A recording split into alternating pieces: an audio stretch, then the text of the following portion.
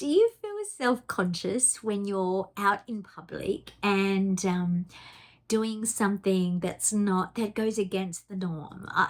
Today it's day 56 of a year facing fear. I've just arrived here in LA and it's gorgeous. It's so sunny, and after a really, really cold winter, let me tell you, I've got the fan on, I've got the aircon on. It's amazing. Still got my blankie.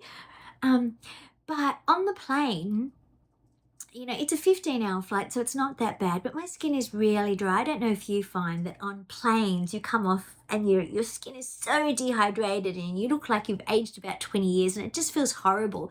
So I've been seeing people on Instagram and on some flights putting those face masks on where you literally just have the eyes and nose cut out, those hydrating masks.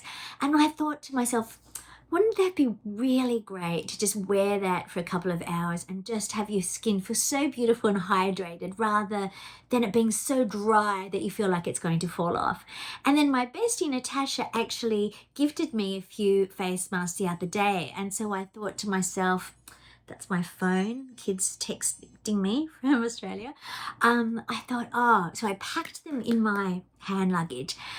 And then I was sitting there and I thought to myself, and it was a full flight, and I thought to myself, my skin was starting to feel dry and I thought I'd love to put that on, but I felt so self-conscious.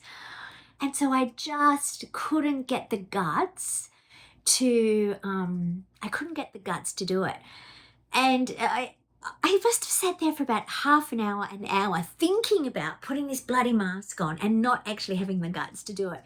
And eventually the lights went out, and then and people around me fell asleep, and I thought, right.